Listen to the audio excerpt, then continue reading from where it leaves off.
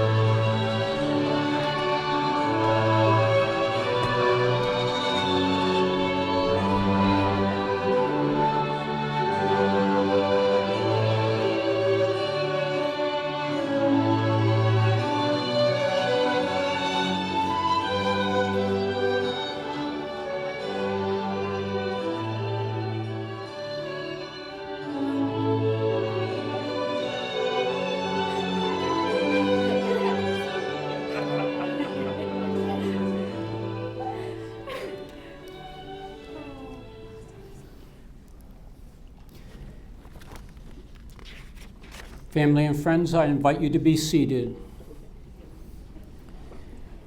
Gently, serenely, a woman extends her hands.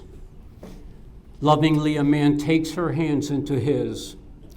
The pulsing of two hearts merge into a single rhythm. Not a word has been spoken between them. The moment of words has not yet come. It is in the silence between them that the magic can be felt. They stand anchored to earth only by the touch of each other's hand.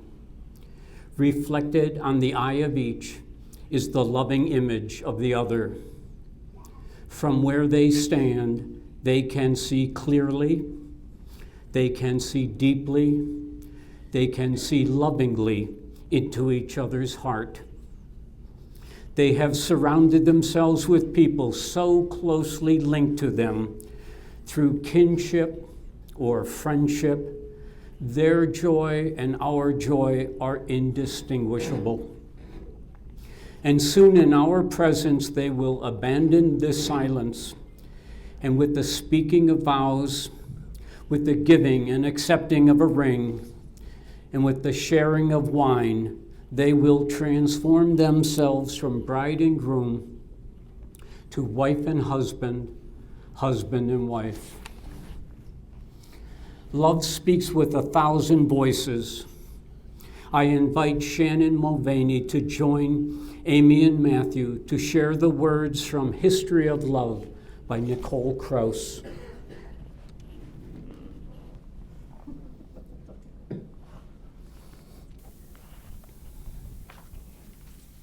Hello. A History of Love. Once upon a time, there was a boy. He lived in a village that no longer exists, in a house that no longer exists, on the edge of a field that no longer exists, where everything was discovered and everything was possible. A stick could be a sword. A pebble could be a diamond. A tree, a castle. Once upon a time, there was a boy who lived in a house across the field from a girl who no longer exists. They made up 1,000 games. She was queen and he was king. In the autumn light, her hair shone like a crown. They collected the world in small handfuls, and when the sky grew dark, they parted with leaves in their hair. Once upon a time, there was a boy who loved a girl, and her laughter was the question he wanted to spend his whole life answering. This is what love does. It makes you want to rewrite the world. It makes you want to choose the characters, build the scenery, guide the plot. The person you love sits across from you, and you want to do everything in your power to make it possible, endlessly possible. Love, a single word, a wispy thing, a word no bigger or longer than an edge. That's what it is, an edge, a razor. It draws up through the center of your life, cutting everything in two, before and after. The rest of the world falls away on either side.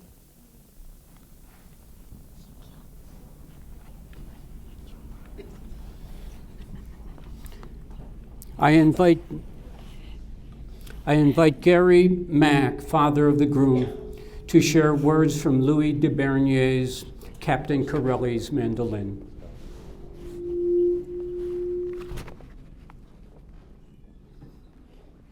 First, let me take care of this. Thank you. Too much weight.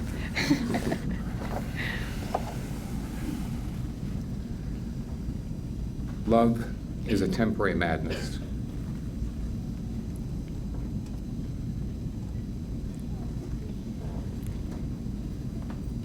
It erupts like volcanoes.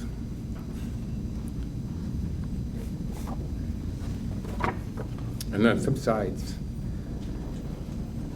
And when it subsides, you have to make a decision. You have to work out whether your roots have so entwined together that it's inconceivable that you should ever part. Because this is what love is. Love is not breathlessness, it's not excitement, it's not the promulgation of eternal passion. That's what just being in love is, and any fool can do that. Love itself is what is left over when being in love has burned away. Those that truly love have roots that grow towards each other underground. And when all the pretty blossoms have fallen from their branches, they find that they are one tree and not two.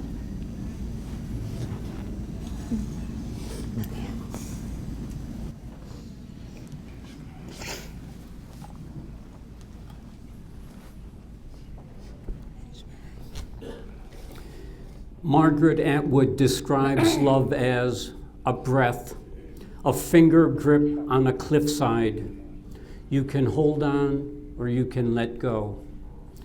Now the moment is drawing rapidly upon us. We come to the moment of hanging on or letting go.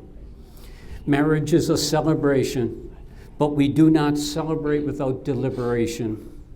Amy and Matthew, nothing is known of your tomorrows together. We do not know what terrain you will encounter, nor what vistas you will share. What we know is that if you consent, you will share the promise of a lifetime of tomorrows together.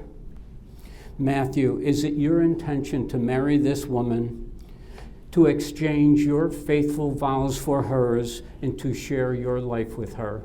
It is. Amy, is it your intention to marry this man, to exchange your faithful vows for his, and to share your life with him? Yes. That's good.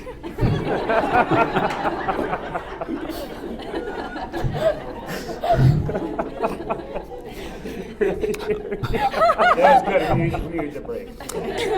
Amy and Matthew, you have stated your intention to wed. I am honored to stand as witness, along with those who are gathered here with you, who surround you with their love and their support. But it is you alone who seal the bond of marriage. Yours is a loving relationship, and like all things that grow, it was planted in fertile soil, nurtured over time, watered with tears, tended with love, and today with a pledge of vows, the exchange of rings, and the sharing of wine, you will reap the rich harvest of your relationship and share it with those you love. You will now speak the words with which you will join yourselves in marriage. Do you, Matthew and Amy, promise to be a loving friend and partner in marriage, to talk and to listen, to trust and appreciate, to respect and cherish each other's uniqueness? We do. Do you promise to support, comfort, and strengthen each other through life's joys and sorrows? We do. We do. Do you promise to share hopes and dreams as you build your lives together and to grow with each other in mind and spirit? We do. Will you strive to build a home that is compassionate to all, full of respect and honor, filled with peace, happiness, and love? We do. Do you promise to always be open and honest with each other and cherish one another for as long as you both shall live? We do. May I please have the rings? Matthew and Amy, you will now give to each other a ring. Whenever you are apart from each other, look upon this ring and remember to whom you have joined your life and your aspirations. Matthew, as you place this ring on Amy's finger, say, "Accept this ring as you have accepted me." Can't. This one. No. No, I knew that. Why'd you move it? Accept this ring as you accept me. Amy, as you place this ring on Matt's finger, say, "Accept this ring as you have accepted me." Accept this ring as you have accepted me. Join hands. Amy and Matthew, you are to one another like wine. Like wine, you are complex and stimulating. Like wine, you are strong and have character. Like wine, you bring warmth and comfort to each other. You have shared yourselves unselfishly with countless people. But your life together, like this glass of wine, you will share with each other as no one else.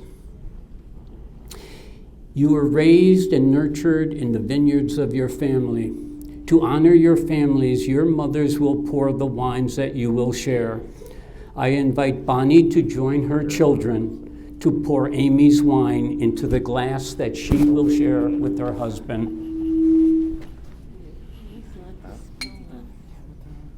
Hold it. Which one?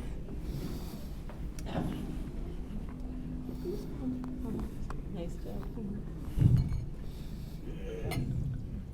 Just a little bit? Maybe a little more. Oh, we need a little more. Oh, yeah, that's good. All right, just check.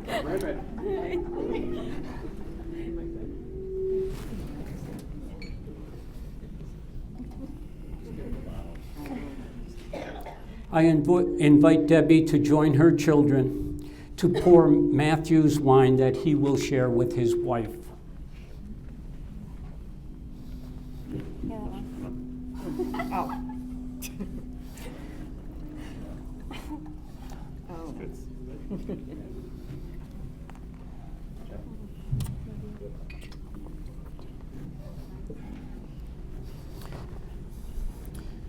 There are lessons in this glass. These wines are now commingled. Can anyone now separate Matthew's wine from Amy's wine? Let your lives be like this, so joined that you are distinct but inseparable. Sip of the richness of each other.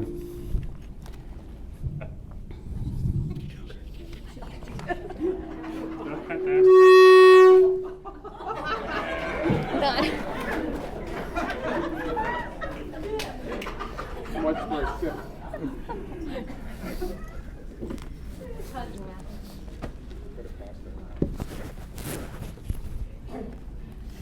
Sorry, Jerry.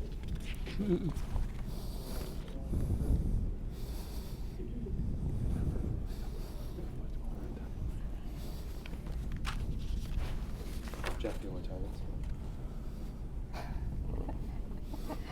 us? You're on.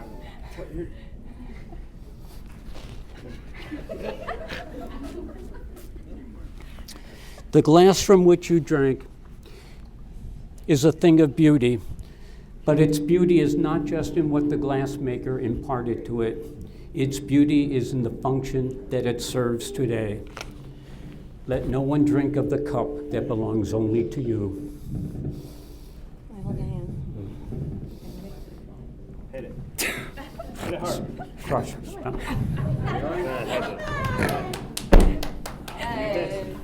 I didn't miss. May your marriage endure until these shards restore themselves to a glass. Thank you, Jerry. I invite Barbara Keys to join Matthew and Amy to offer a blessing.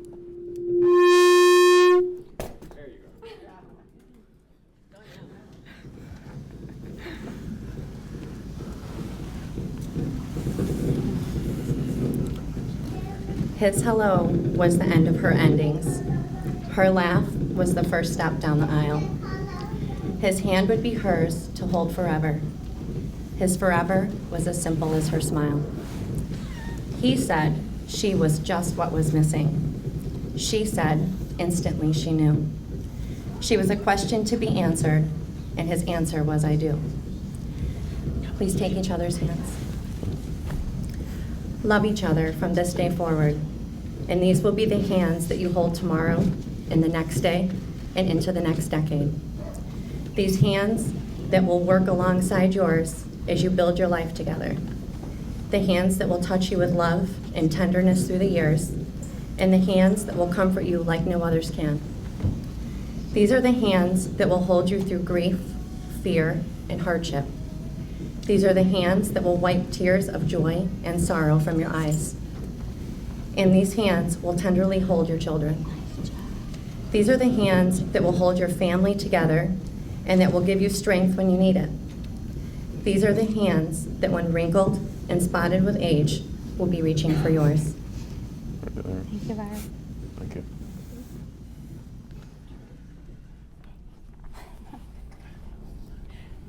Vows have been lovingly spoken. A ring has been given and received. The taste of wine lingers on the tongue. Two lives are bound together. Savor the words of Pablo Neruda. I love you as certain dark things are to be loved in secret between the shadow and the soul. I love you without knowing how, or when, or from where. I love you simply without complexity or pride. So I love you because I know no other way than this, where it is not you nor I that exist. So close that your hand on my chest is my hand. So close that your eyes close as I fall asleep.